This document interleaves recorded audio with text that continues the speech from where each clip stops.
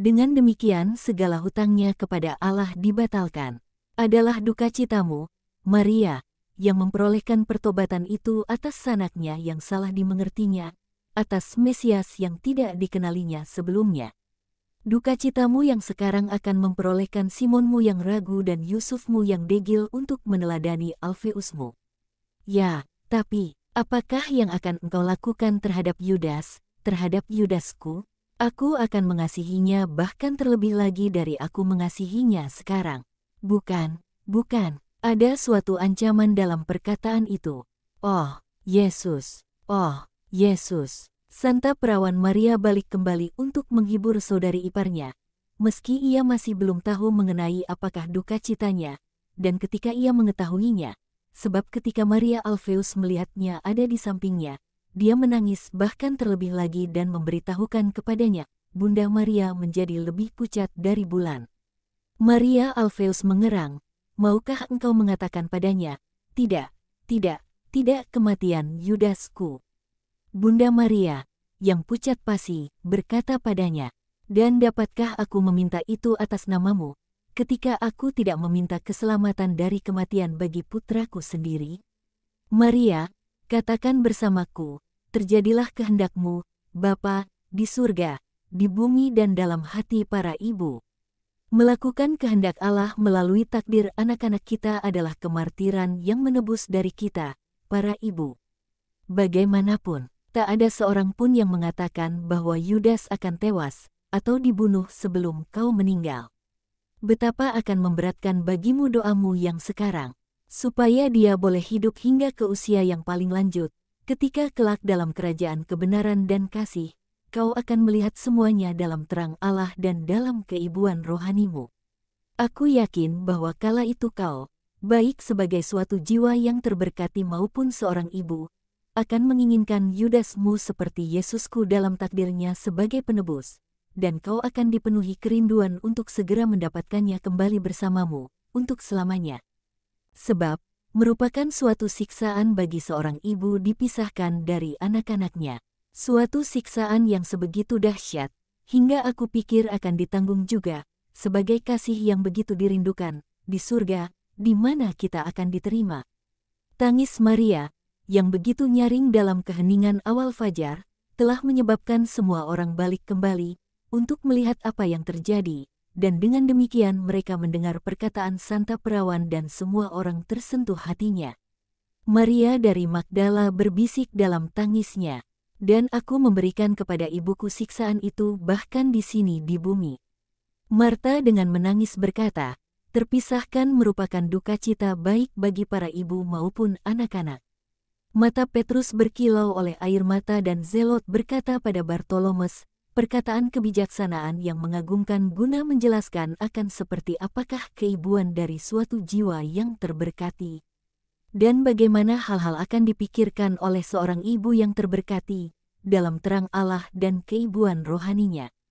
Membuatmu terkagum-kagum seolah kau sedang menghadapi suatu misteri yang cemerlang.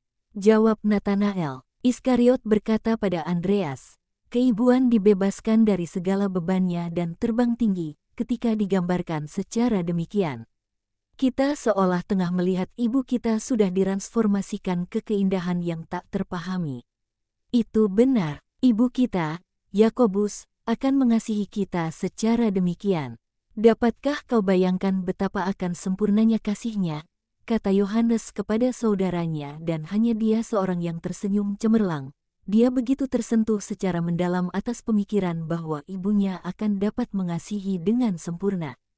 Maafkan aku sudah menyebabkan duka cita yang begitu hebat. Yakobus meminta maaf.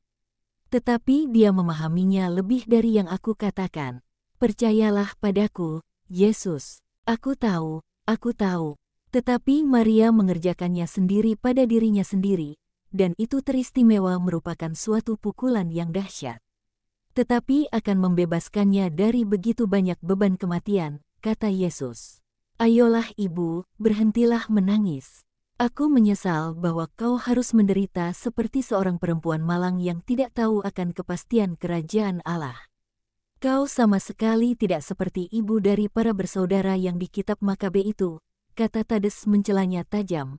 Namun pada saat yang bersamaan dia memeluk ibunya dan mencium kepalanya yang berambut abu-abu. Kau seperti seorang gadis kecil yang takut akan bayangan dan akan kisah-kisah yang mereka ceritakan kepadanya untuk menakutinya.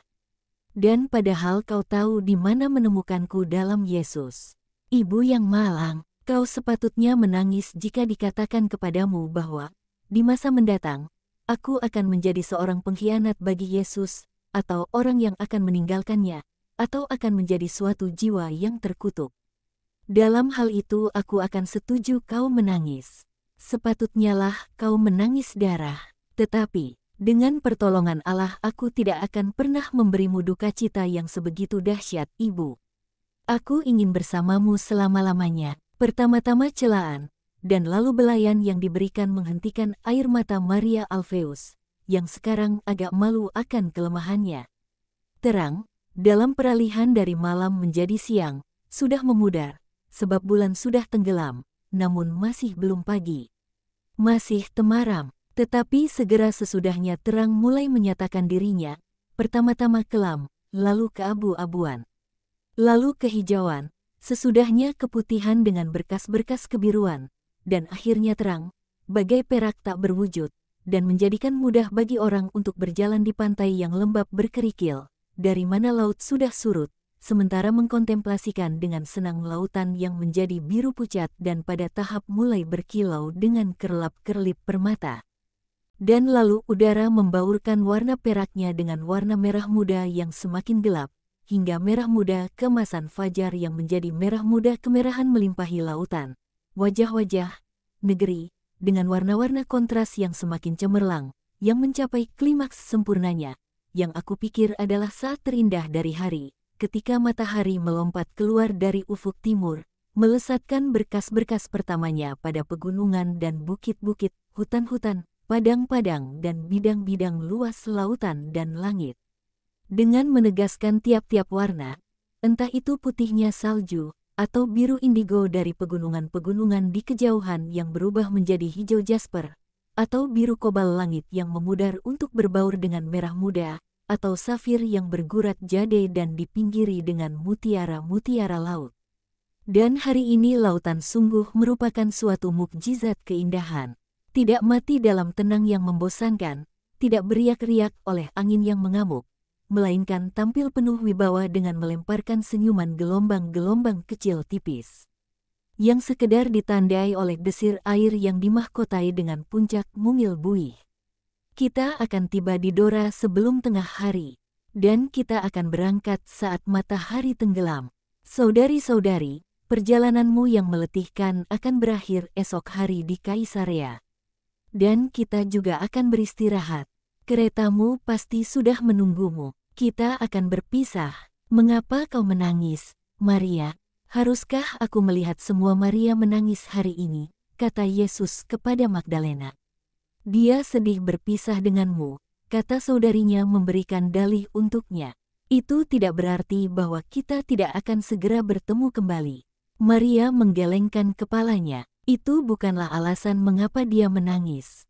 Zelot menjelaskan, dia takut dia tidak akan dapat menjadi baik tanpa berada dekatmu. Dia takut akan dicobai dengan begitu hebat, apabila engkau tidak berada dekatnya untuk menghalau pergi iblis. Dia mengatakannya padaku baru beberapa saat yang lalu. Jangan takut akan itu. Aku tidak pernah menarik kembali rahmat yang telah aku anugerahkan. Apa kau ingin berdosa? Tidak. Jadi, jangan khawatir. Berjagalah, tentu saja. Tetapi jangan takut. Tuhan, aku menangis sebab di Kaisarea penuh dengan dosa-dosaku. Aku dapat melihat semuanya sekarang. Kodrat manusiawiku akan harus banyak menderita. Aku senang mendengarnya. Semakin banyak kau menderita, semakin baik. Sebab sesudahnya kau tidak akan lagi menderita untuk hal-hal menyakitkan yang tak berguna macam itu. Maria anak Theophilus, aku ingatkan kau bahwa kau adalah putri dari seorang ayah yang kuat, bahwa kau adalah suatu jiwa yang kuat dan aku ingin menjadikanmu terlebih kuat. Aku dapat tahan dengan kelemahan-kelemahan dari para murid perempuan lainnya, sebab mereka selalu senantiasa lemah lembut dan malu-malu, termasuk saudarimu. Tetapi aku tidak akan menerimanya dalam kasusmu. Aku akan mengerjakanmu dengan api dan di atas tungku. Sebab karaktermu harus dihadapi dengan cara demikian, agar jangan merusakkan mukjizat dari kehendakmu dan kehendakku. Biarlah itu diketahui olehmu dan oleh semua mereka yang di antara orang-orang yang hadir ini atau yang tidak hadir yang mungkin berpikir bahwa, sebab aku sudah sangat mengasihimu, aku dapat menjadi lemah terhadapmu. Aku membiarkanmu menangis demi pertobatan dan demi kasih. Tetapi tidak lebih. Apa itu jelas? Yesus penuh wibawa dan tegas. Maria dari Magdala berupaya untuk menahan air matanya dan terisak-isak dan dia berlutut, mencium kaki Yesus dan dengan berusaha memantapkan suaranya dia berkata, "Ya, Tuhanku. Aku akan melakukan apa yang Engkau kehendaki. Jadi bangkit dan tenanglah."